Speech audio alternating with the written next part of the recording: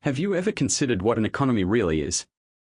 The Oxford Dictionary defines it as follows: the relationship between production, trade and the supply of money in a particular country or region. Let's take a look at the language and its origin. The word economy in English is derived from the Middle French's economy, which itself derived from the medieval Latin's economia. The Latin word has its origin at the ancient Greek's oikonomia or oikonomos. The word's first part oikos means house and the second part nemein means to manage.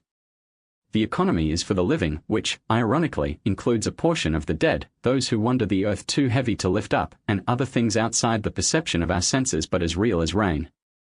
The living includes every born and incorporated person and organic entity, like insects and plants and too many more things to list here, but you get the idea. The economy of the 20th and 21st century has been about God. That's what all superfluous economies are about in one way or another. There are only two required economies, survival and worship, the inner and the outer economy. When you merge the two into one thing, you can be sure that you're in a mad materialistic cycle. Materialism is the product of abundance, which is why I call it superfluous. All you need is the body and the spirit. It's not so much that we've forgotten about God, rather we've forgotten about the responsibility of God.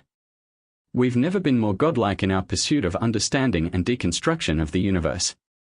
It's as though we want the power of God without the responsibility. This is a uniquely human disposition. It's a curious thing that we never merged the concept of economy with our spiritual lives. In a sense, it's always been there. Karma is an energetic economy. It begins in our thoughts. We are responsible for our thoughts. What a shocking and novel idea. Of all the avatars to come in the last 3,000 years, the one closest to being an economist is the Buddha. He explained a vast system of exchanges that took place between human beings and nature and beings in other dimensions. The economy of the Buddha encompassed both the living and the dead as well as the never-born. I suppose you could say that sin is a kind of an economy as well, where bankruptcy would be hell and solvency would be heaven. Here's a true understanding of economy that has never been explicitly stated. In every state of being we find ourselves in, if that state of being takes place within a dualistic world, of which there are many beyond the physical, we are in an economy. Any world with a negative and a positive pole has an economy. Economy is the management of energy that sustains the world. Every world that is dualistic is spinning. All of that spinning takes energy. That energy has to come from somewhere. The physical body is the tool that God gave us to gather up our energy. Our state of existence between lives is dependent on the energy we acquire while we're alive. The entire system is run on the limitless energy of God, which becomes subject to the various laws of economy in the dimension it permeates.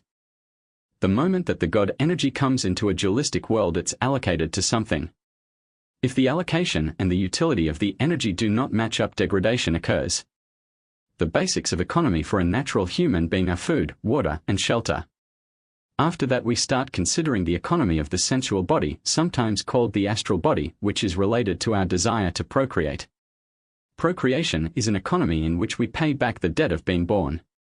We owe a debt to life and creation for being allowed a human life. We pay back this debt by creating another human life and nurturing and raising it. This is our spiritual contract with physical life. We don't have to do this in every life. Now there might be a tendency among people to regard this as the end of economy, the physical and the procreative, which incorporates the sensual. For most of the lower realms in our physical spectrum, plant, insect, and animal, it is the total economy. The lower realms exist to support the human realm. The entire natural system is the support structure for the human economy. For human beings, we enter into a multidimensional economy. There is a mnemonic economy, the economy related to memory, and especially our buried memory, our memory in the unconscious, our memory of ourselves as a being that has been here before. This economy is arranged before we are born. It's defined by the very circumstances that will unfold in our life and can be changed in the slightest of ways by our free will decisions, but, for the vast majority of human beings, life is like a roller coaster on rails. We can't change our fate. We don't really have free will. It's an elaborate illusion. Don't get me wrong, we get to make decisions and the outcome of those decisions determines what happens next, but it all takes place in the sandbox of physical existence. This goes on for an indeterminate time until we cry out for God. It's a slow and laborious process that is ultimately accelerated when we enter relationship with our other forms and with our Creator. But until that happens, we live lives of misery and darkness that have us hovering just above the animal plane, and in many instances worse than animals, because we take the higher consciousness we have and apply it to the natural system like an animal, and atop that we have energy predation happening on the fourth dimension. Dogs get fleas. Deer in the woods get ticks. Humans get invisible entities that live on and through us, largely unknown and unseen. We get dead humans sharing a smoke with us, a drink, a wank. And then there's the non-human life that can pop in as well, extraterrestrials, extradimensionals, and intradimensionals, which was more rare until the mid-20th century. Now it's quite common and slowly breaking into the collective consciousness as something we can talk about. Welcome, ladies and gentlemen. I'm Bruce McDonald, and this is the Talamanca Review, and this is Event Horizon Part 2. So to just briefly recap, come on. The book is about the last 144 years, or 4 generations, which is about 33 years per generation. Which wouldn't be 144, but close enough.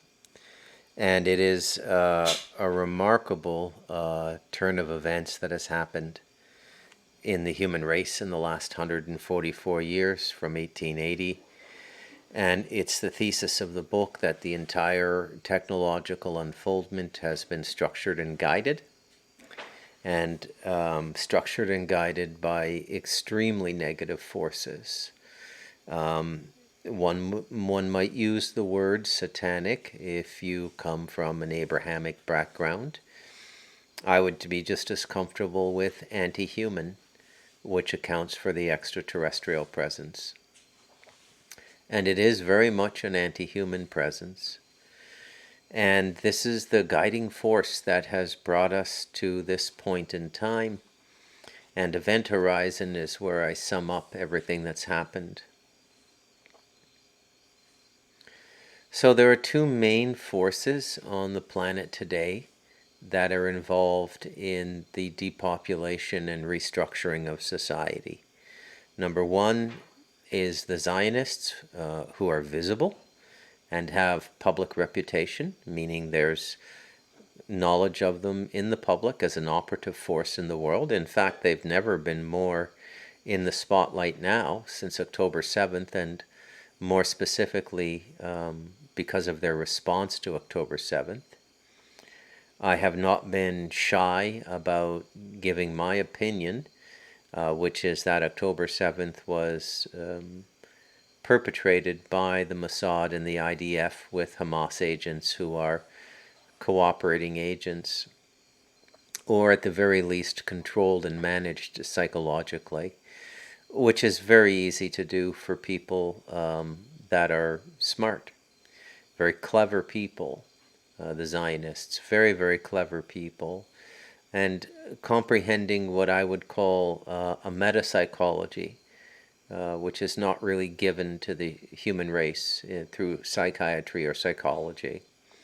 This meta-psychology is much more powerful than just the basic psychology that we're dealing with. And it incorporates aspects of the unconscious that we don't talk about in public. Hypnotism being one. And from October 7th, we've had the decimation of Gaza, which I think any reasonable person can see is going to result in the acquisition of Gaza by the Zionist occupation of Palestine.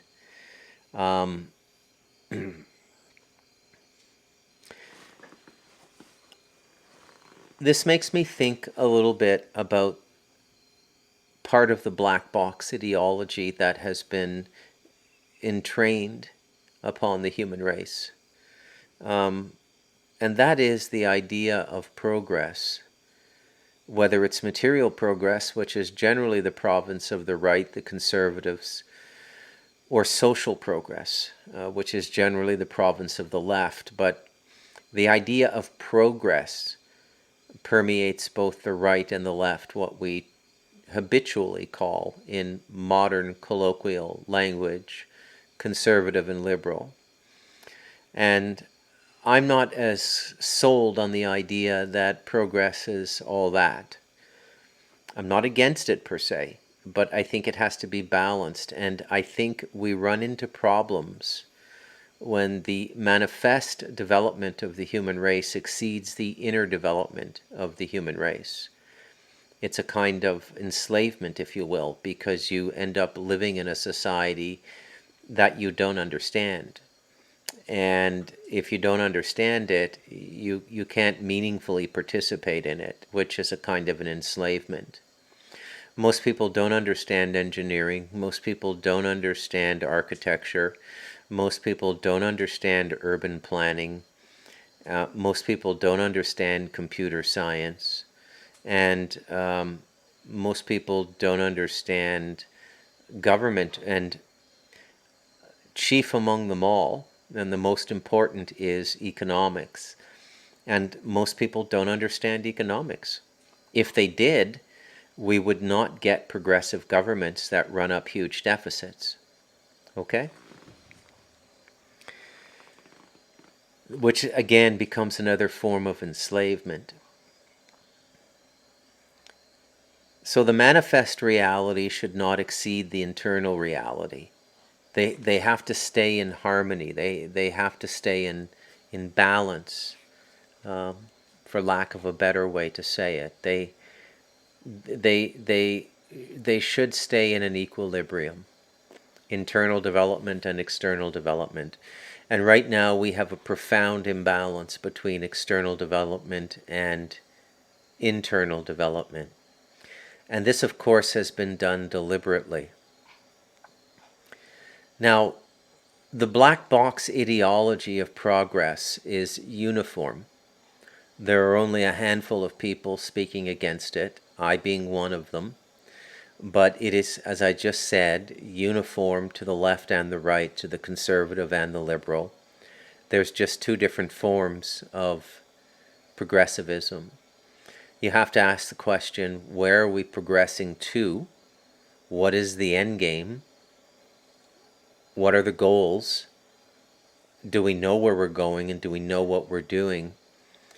And number two, you have to ask yourself why the study of us has been so diminished, which is the principal occupation of a human being, to know yourself, and to know yourself in the multidimensional sense, as a physical being, as an astral being, as a causal being, which is the memory field, including your past lives, and as a participant in the cosmic mind, which would be the mental body, which would be, if fully understood by a human being, would be cosmic consciousness. All of these things have been put aside, although they continue to study these things in great measure in the leadership class, in the secret societies, in the Kabbalistic circles. So the metapsychology, which is the man in and out of the body and the spiritual reality of our existence, is the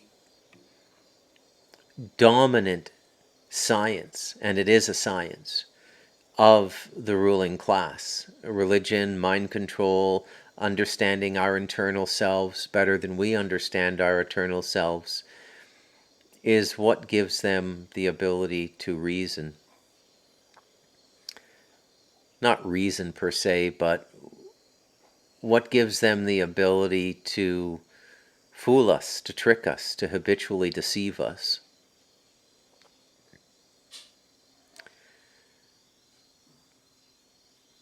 So the black box, to recapitulate, and I feel repetition is important in these podcasts, because the more you hear the same ideas in slightly different wording, because I can't repeat it word for word, the more you're going to come to understand it if I just keep repeating it.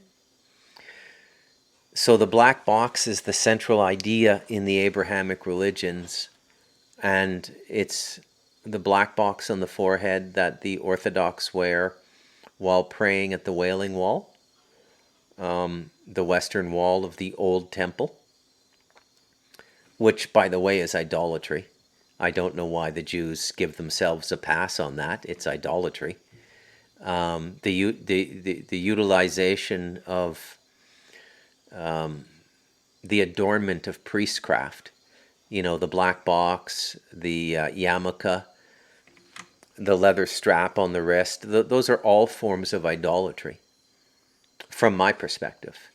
All you need to understand and know God is your body.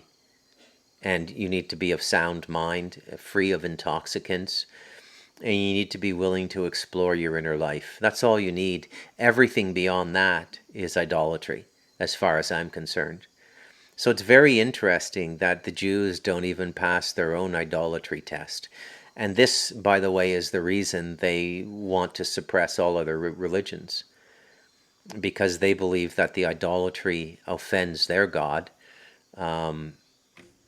Yahweh, Hashem, or the Nameless One, and yet they themselves practice idolatry. Go figure. The one thing that has taken root in everybody, beyond all other things, is progress. This has become the prevailing religion of the world, that we as human beings will solve every problem, that we will manifest a form of immortality that the religions originally promised us, and that we will do this through our technology, we will do this through our will, and we will do this through our intergenerational effort and the direction we've chosen as a society. And tangential to this, or accompanying this, is the idea that human suffering will be transcended, which they believe they've done already with the pharmakia, with all the pills. And this is a major arm of the cult, the narcotization of the legal narcotization of the population. These pharmaceutical products are extremely dangerous. There is no understanding of the brain. They would have us believe they understand the brain because they're capable of mapping it with magnetic resonance imaging, MRI machines. Neurologists would have us believe they understand the brain, but they do not. It's a myth. It's just the same sort of myth that prevailed in the Middle Ages when the cardinals and the bishops and the priestcraft of the Vatican convinced people they knew things they didn't know, and the people were in no position to dispute what they were being told. Most of the people were illiterate. The priestcraft were the smartest people in every village because they could read and write and they studied the Bible, whereas everybody else could not read and write, with the exception of the Jews, which is very interesting. The Jews have been illiterate people for millennia. Europeans have only been literate for a few centuries, couple centuries. It increased as a percentage in every century following the printing press. But let me ask you, prior to the invention of the printing press by Gutenberg, the German Gutenberg, I think it was Johann Gutenberg, but don't quote me on that. The last name, of course, I have right. It is, in fact, Gutenberg. Prior to the invention of the printing press, there was no need to read because there was nothing to read. There were no newspapers. There were no websites, obviously. The Bible was read to the congregation by the priest. Most people signed documents, if that was required at all, with some form of unique mark which identified them. You could call it a signature. But the vast majority of people were illiterate. Illiteracy still exists in the world. There are people on the mountain where I live who are illiterate. You hand them a page in Spanish and they can't really read it. They can maybe read a little bit. They got to maybe grade 6 or 8, but they push everybody forward here, irregardless of whether they pass the examinations or not. And in some measure, this progress has been beneficial. I would be a complete hypocrite if I looked at you in this podcast and I said that I have not benefited from this progress. I'm literate. I read a lot. Always got to take a look when you feel something crawling on your leg in the tropics. I'm completely literate. I've read most of the world's classics, a great sum of the world's religious texts. I've benefited tremendously from literacy. And so I can say that I am quite happy with the system that I was raised in, and quite happy with the product of it. However, it's led me to a point where I don't see a tremendous utility in it anymore. And that may sound contradictory, paradoxical, oxymoronic, but it simply is what it is. I'm not sure I see a tremendous benefit in this progress model anymore. The most valuable practice I have in my life is meditation, and that's existed for time immemorial. People have known about the inner life, whether it be shamans or Buddhists or yogis who have been around for, some say, 14,000 years. This inner life has always been around. There's a superintelligence in the inner life. There is a superintelligence within every human being, every human consciousness. There is a superintelligence that's tapped into. And it has to do with increasing your data field. If you're just living through the senses and the mind, you have a very limited data field. Okay? You can only take in what your mind can process and what your senses can consume. What you can listen to, what you can read, and so on and so forth. But when you tap into the inner life, the data field increases tremendously. Absolutely tremendously. And this increased data field has been the terror of the ruling class since time immemorial. And so the event horizon that we're in now is the lobotomized human being, the robotic human being that can perform ancillary functions like engineering, architecture, urban planning. We can train economists. But it's very interesting that when you talk to these people who are experts in something, they really don't know what they're talking about. They can quote what they've memorized, and so an economist can quote, if they're a leftist economist, they can quote Karl Marx. If they're a right-of-center economist, they can quote Milton Friedman and the various proponents of free market capitalism, which doesn't exist anymore, by the way. Doesn't exist. There's no free market capitalism. If there was free market capitalism, we would have let all those banks go under in 2007, which probably, looking at it now, is what we should have done.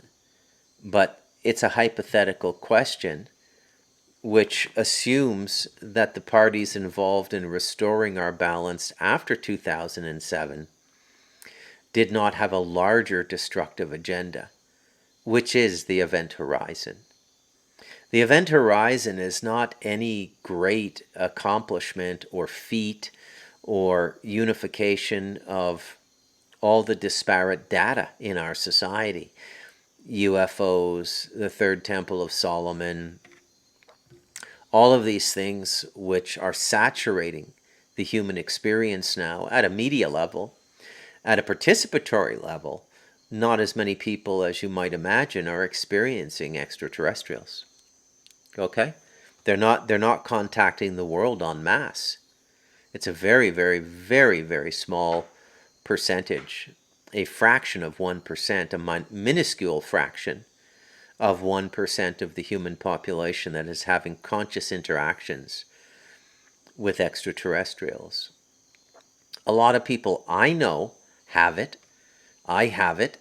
It's not a daily occurrence, but I've had the breakthrough experience. It happened in 2020, you know. And I do from time to time have an experience with beings that I would say are not human in meditation and in my quiet internal space. So the event horizon is the chaos that we're going into. And that's what it is. It's chaos. There's the goal is to kill us. And specifically white Christian Western society. Okay? And this is the goal of the dark Masonics, and this is the goal of the dark Kabbalists. And there are light-based Masonics, and there are light-based Kabbalists. Okay? It's not uniformly dark. Why they're not challenging the dark side, I don't know. Perhaps they're following a law of non-interference. Let them work out their own karmic pattern. But when you get into the collapse and destruction of societies, it seems to me as though something should be done, but it's not being done. Whether this is going to happen or not, I don't know. I honestly don't know. And the reason I don't know is I don't want to know. I don't believe in prescience. I don't believe in foreknowledge. I don't believe in prophecy. I believe that those things can be achieved by human beings. I believe there are human beings that can report relatively accurately what is going to happen in the future. When I say I don't believe in those things, what I mean is I don't place any utility in them. It doesn't matter what the prophecy is. I don't care. I'm living now, not in the future, and I'm not going to displace my mind and my attention into an imagined future that has not manifested in the present. It's anti-spiritual, it's anti-life, and I won't do it. And I'm doing quite fine with my methodology for living. I have managed, based on my immediate experiences in the now, to figure out what's going on fairly well, to create a plan of survival and life continuity for me and the people I love here in the rainforest.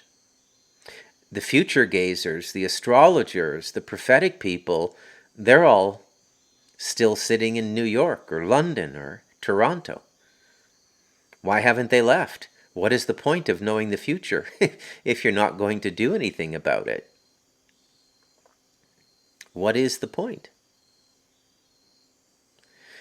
So the principal utility of the black box mindset now is the uniform mantra of progress, whether it be the material and monetary progress of the right, the ones who want to be rich, who believe prosperity is a dividend of God, which is ridiculous, by the way. Most people I know who are fairly close to God are comfortable. They don't suffer materially, but they're not prosperous. They're not millionaires. Anywhere you see prosperity in religion or spiritual teaching, you can be fairly well sure you're looking at some manner of corruption. I can say that with relative certainty. Not a hard one to predict, not a hard one to figure out. So the goal is the destruction of us. And it involves the Europeans. For the time being, they seem to be leaving Eastern Europe alone, but I think that's mainly because of Vladimir Putin. Now, I have people who listen to me who I've corresponded with, who have tried to convince me that Putin is a very dark individual who has ambitions for a new Soviet Union. I am absolutely certain that white papers exist outlining that, written by the FSB, and the various things that would correlate to our think tanks in the West, like Bilderberg, like the Council on Foreign Relations, like Chatham House in London, like the underlings at the State Department that wrote the 7 countries in 7-year reshaping of the Middle East. All countries write these forms of white papers. I'm sure Russia has them as well. But for me, the enemy we're up against immediately is much greater than Russia. To me, to discuss Russia as a geopolitical threat is a moot point. They're not at this point a geopolitical threat. And Eastern Europe is still largely white and Christian, which is very frustrating for the governing forces in this world, which is why they want Russia attacked. And what's more, they want Russia attacked by us, who they are simultaneously destroying with the border, with the fentanyl crisis. In every imaginable and conceivable way, they're attempting to destroy Canada and the United States, and our leadership is in on it. And now they want to throw young blood into a war with Russia. What is this force? What darkness is it that could compel such compliance in the world? Well, that's really what The Devil in Us, a memoir of you and me, is all about. It's all about this darkness. Who's in it? Not by name, but by culture and origin. And the plan, which is a 4-generation plan. Okay? It's etched out in a number of places, not least of which is the Protocols of the Learned Elders of Zion, not least of which is the correspondent of some late 19th century high-ranking Masons corresponding with each other between America and Europe, not least of which in the slippages we see in the facade of the Vatican. Okay? And another thing I deal with extensively in The Devil in Us, a memoir of you and me, is the extraterrestrial phenomenon. The people leading this want us to believe that we are now being excessively contacted by extraterrestrials, which I think in some measure is true. But to characterize this as a threat is preposterous. The extraterrestrials, the non-humans that have been most damaging and already have us in a system of control and enslavement, as much as we like to think we are not, have always been here. They are the reptilians, the Anunnaki. They've always been here. We have been living under extraterrestrial rule for millennia now, since at least after the flood. So why are we worried about extraterrestrials? Why are we talking about space defenses? Why do we have a secret space program? Are these new extraterrestrials coming here to enslave us who are already enslaved by other extraterrestrial races? Well, if you deconstruct that far enough, you could perceive it as a liberation. So what's going on? Why all the talk on UAPs and UFOs? Why this Stephen Greer and all these idiots who've been the public face of this UFO phenomenon? So, UFOs can appear anywhere. They are a consciousness phenomenon more so than a physical phenomenon. Okay? We know just from the records of human beings that certain groups of people, like the Druids, like certain spiritual circles, like the yogis, were able to communicate over vast distances through telepathy.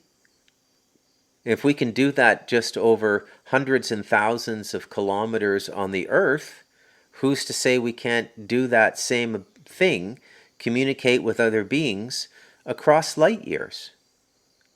Whatever the internal substance of us is, it's finer than the physical light, which means it's faster than the physical light that defines the physics, or the bulk of the physics reality that we live in is defined by the speed of light. The reality we live in is defined by the speed of light.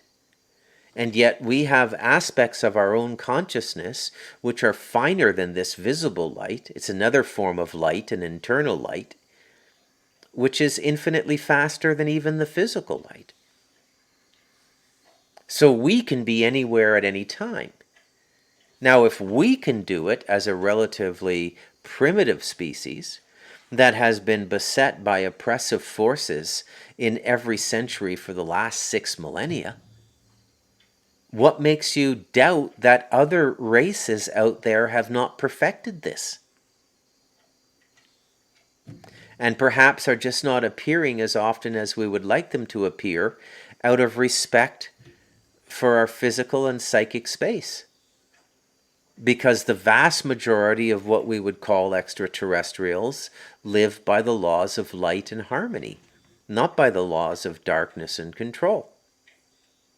Many of the extraterrestrials interacting with the human race are rooted in darkness and control. But that's only because we've invited them in because of our controlling infrastructure. Do you think that slavery is limited to nations and races? White people enslaving black people? Various forms of European white people enslaving Slavic white people from Czechoslovakia, Slovakia, the Eastern European regions? The English enslaving the Irish? Do you really think slavery is limited just to this planet and just to various groups of people? We're in a slave system now. You don't have freedom. I know you don't have freedom. And the reason I know that is watching people come up here and decompress. They don't know what to do with themselves. If you gave the average person their day back, and their food, their shelter, and all the basic necessities of a modern life, like high-speed internet and a computer and a cell phone were given to them, and you said you have your freedom, do with it what you will. You can go to bed when you want, you can get up when you want, you can eat when you want, you can exercise when you want, and most importantly, you can do what you want. You can do what you want. Now, healthy human beings produce things. Now, the progressives on the conservative side espouse these values all the time. Judeo-Christian values, prosperity, hard work, their Germanic work ethic. And I'm not against those things. I think they're fantastic. I have a pretty good work ethic myself. I've written 4 books in 5 years. There's about 80,000 words in a book. If you don't comprehend how much writing that is, well, let me explain it to you.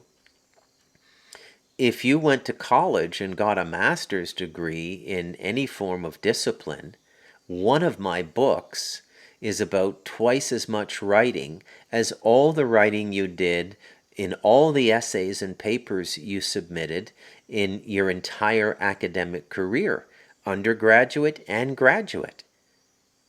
So think about how much work and how much time you had to put into writing those papers. Let's say 6 years, 4 years for the undergraduate degree, 2 years for the master's degree. That's 6 years. And you only probably in total wrote less than 40,000 words in that entire 6 years of academic study. And I've managed to write about 350,000 words in 5 years up on this mountain. Spiritual practice. You go to your church, you go to your mosque, you go to your synagogue, you do what you do, and then you forget about it. I somehow managed to factor about 2 to 4 hours of worship a day into my life, where worship is defined as spending time with the internal reality in search of the eternal source of life within, God. I have time to do that. I have time to be a husband. I have time to be an uncle to dozens of nieces and nephews. I have time to walk with my dogs. But what I've noticed when I invite people up here is there's this incredible process of decompression. Most people do not know what to do with 2 or 3 months on this mountain. A beautiful room, a $700 mattress, a big screen TV connected to Netflix. Do what you want. Most people I invite up here, believe it or not, spend the majority of their time smoking marijuana. They can't think of anything better to do. And when these people go back to the society they come from, United States or Canada or wherever they come from, they go right back into the slave system. They get up at 5 a.m. every morning and they work hard. But you give them time to produce something in their own lives, to do something for themselves, they don't even know they have to do that. And that's why we're an enslaved race. And that's what the last 144 years have really been about. First slavery and then termination. Because a slave never refutes their own death. Because secretly they want to escape the slavery. That's why so many people are volunteering for this medical assistance in dying program in Canada. And these programs are going to pop up everywhere now. Now, tangential to all of this is the unbelievable horror we're seeing around us and the complete lack of coverage by our paid-for media outlets. If you come from a Commonwealth country, you have a paid-for media. It's the Australian Broadcasting Corporation, it's the Canadian Broadcasting Corporation, it's the British Broadcasting Corporation. They're all publicly funded. They're supposed to be serving us. They're paid out of the treasury, out of the tax base, but they're the principal utility of the enslavement system. Why isn't anybody telling us that Ukraine is a hotbed for child pornography, pedophilia, and child trafficking and human trafficking and illegal organ transplants now? Why aren't you reading that in the New York Times? Why don't they want you to know that? What force on this planet has become so dark that it could rally people to fight under the banner of patriotism in Ukraine only to, rather than save them when they're injured and could easily be saved by medical science, both at the field level in combat or helicoptered to a hospital? Why is it that there are international organizations in there doing operations in tents to harvest organs, put them on ice, and send them out immediately for transplant? In young men that would otherwise live in Ukraine. Is that respecting your soldiers and your veterans who make the highest sacrifice? Are the American veterans being respected? Absolutely not. What kind of a society would treat people who make the highest sacrifice for that society in such a degrading way? Welcome to the ruling force we live under. It's this dark and darker. It is anti-human. It is, if you are inclined to use Abrahamic language, satanic. Okay? It does not care about us. And if we don't learn to care about ourselves, which is worked against constantly by the mainstream media, one of the favorite pastimes of the media in Western countries, Britain, Canada, United States, Australia, is to pit people against each other. Any division they can foster acrimony out of, they will, to keep us from unifying against the greater enemy. Look, if you're a transgender and you hate bigots who are what you perceive to be bigots who are opposed to transgenderism, I understand. I may not agree with you, but I understand. You've made some life choices. You believe you were born in the wrong body, and you want to change your sex. I get it. I don't think you're evil. confused maybe, but not evil. But what mystifies me is you don't recognize this larger dark force that has absolute contempt for you, absolute contempt for me, absolute contempt for natives, Aboriginal people, absolute contempt for white people, black people, Chinese people, absolute contempt for everybody. And we can't find a rallying point to stand up against this? This is the event horizon. This is the event horizon. Well, let's maybe take a little bit of a look at the world now and see if my theory is true. And I'll just randomly show you some X videos here so you can decide for yourself what's going on in this world.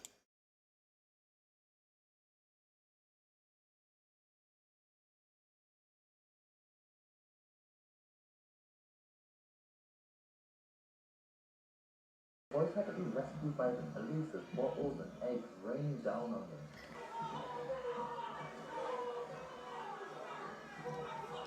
Mohammed Ijabda threatened a police officer that he'd kill the boy's dog if he saw it again.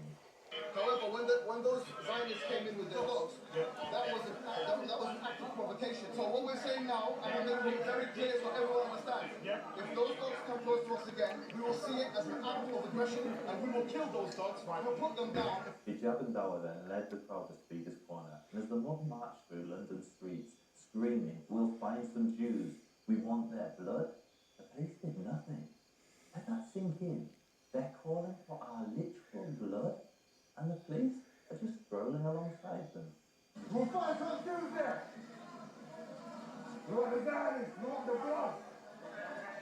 This is the ninth anti-Jewish edition. A couple of hours later, we were violently assaulted leaving a kosher restaurant in an anti-Semitic attack. I hate to say this, but I'm not sure there's a future for Jews in this country. We're being attacked on the streets by extremists, and the police do nothing.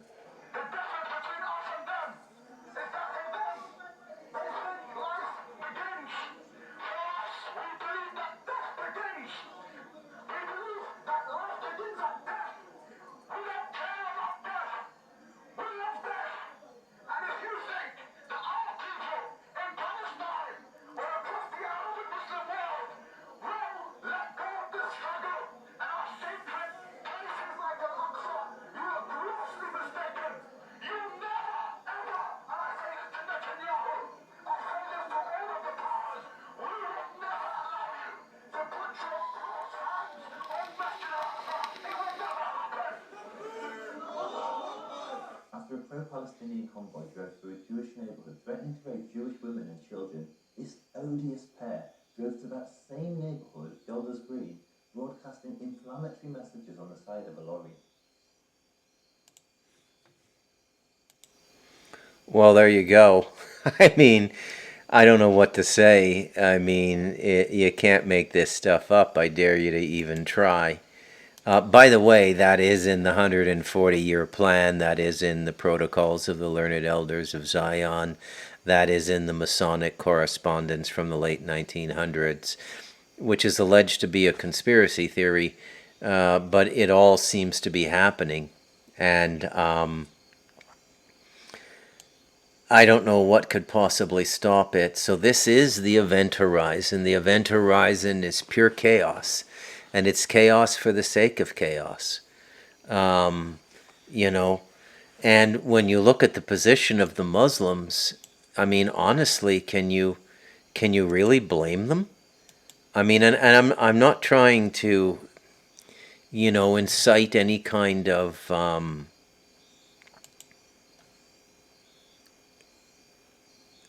what am I saying here? I'm not trying to support the Muslim position, but there's no other leadership in the West. Let's take a look at Los Angeles in 2024, City of the Stars.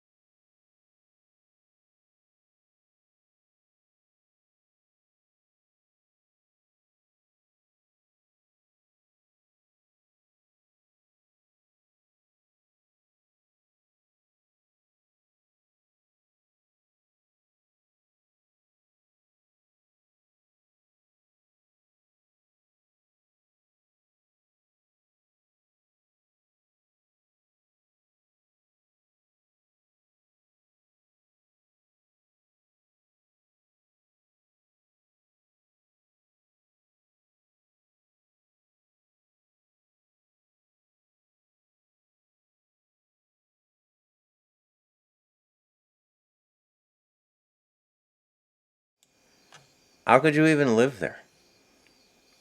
You know, how could you even live there in 2024?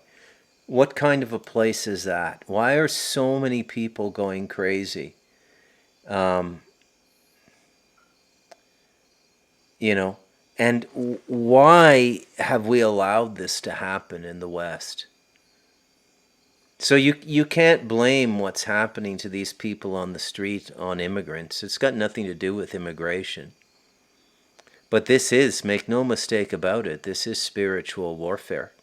Those people don't have the internal resources.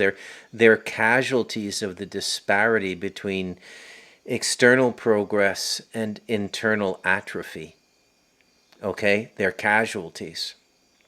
And we see this everywhere we look now, this form of casualty. You know?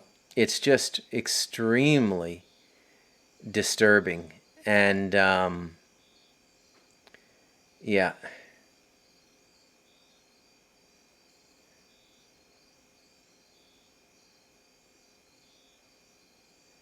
Yeah. So, I mean, where's it all going? And how did we get to this point? And how are we representing the hard work and sacrifice of our parents and our grandparents and our great-grandparents to give us this incredible society? And I feel really, well, I don't feel bad. I mean, I'm doing everything I can, you know, but as a Gen Xer, I just, you know, when I think of the world I'm leaving my 27-year-old son to have my grandchildren in, when I think of the world that was put into the custody of my hands and my generation's hands under the shadow of the baby boomers who continue to dominate, but that's another story. I don't understand how we allowed the ball to fall this far. I don't understand how we allowed it to get this bad. I just cannot for the life of me understand it. You know, and this is why I put forward the book, The Devil in Us, a memoir of you and me. The collapse of the most advanced civilization on the planet in 4 generations, told from my grandparents to my son. Okay? Now, it's not over yet, and many people, when they are put into the pressure cooker of this darkness, they will become a diamond and find their light refraction and get back into the life rhythm. This is one of my hopes, and I'm sure a percentage of the people will use this opportunity and this chaos to come out of it, but not everybody. You know, not everybody. And, you know, so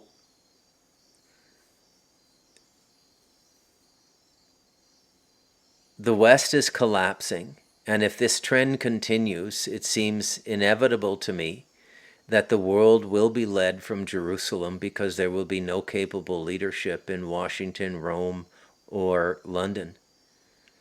And it'll be a combination of Jerusalem and Brussels, Jerusalem and Belgium and the Netherlands.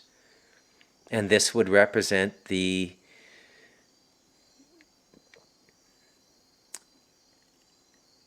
centers of both the Nazi and the Zionist regimes.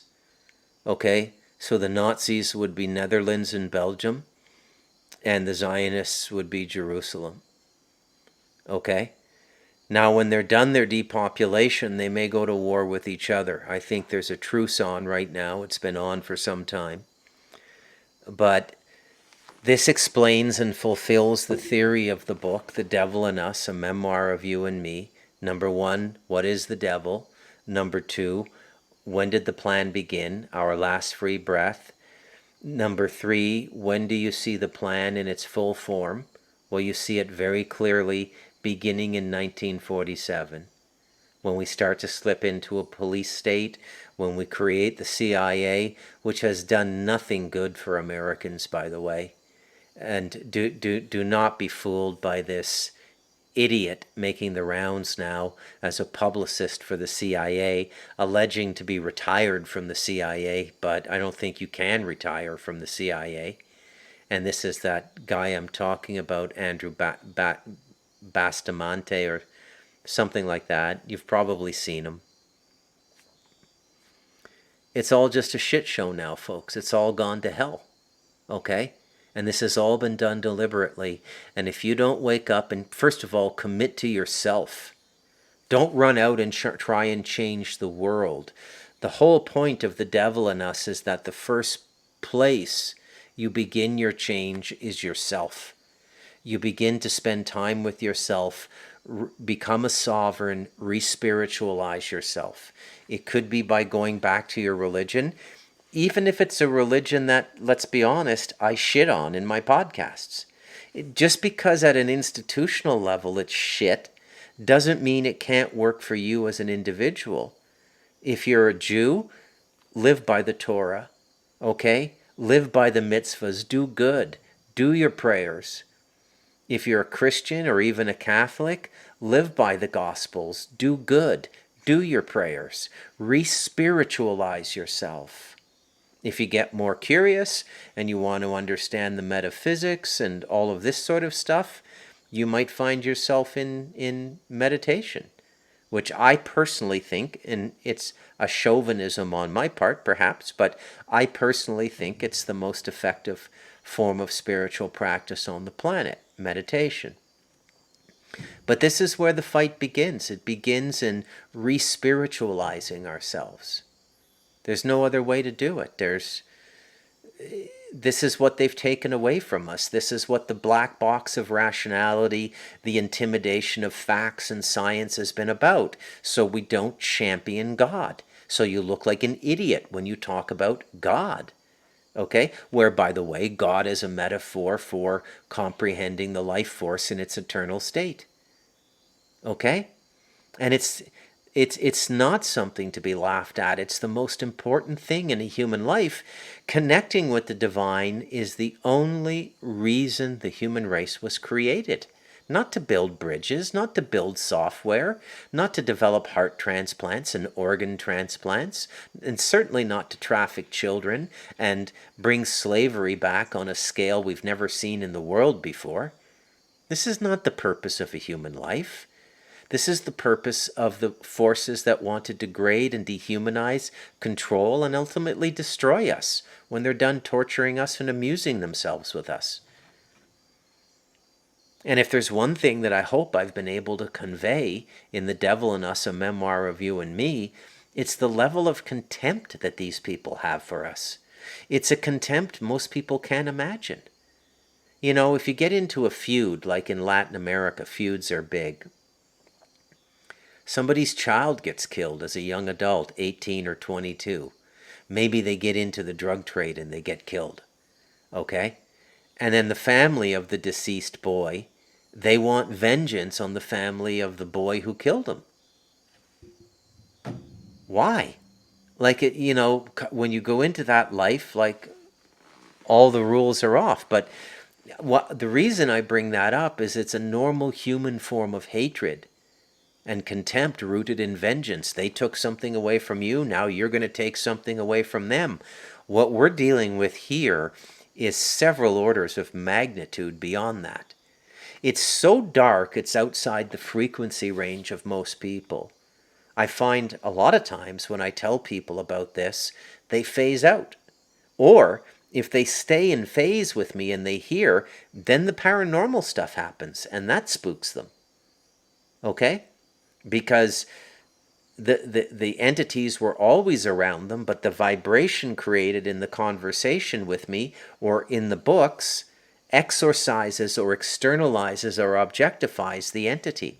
That's what's going on in these paranormal events. Okay? I've seen it happen like a dozen times in the last 5 years between Stardust Ranch, The Light of Darkness, and The Devil in Us. Anyways, I'm Bruce McDonald, and this has been the Talamanca Review, part 2 of the Event Horizon, and I'll do part 3 tomorrow. Peace out.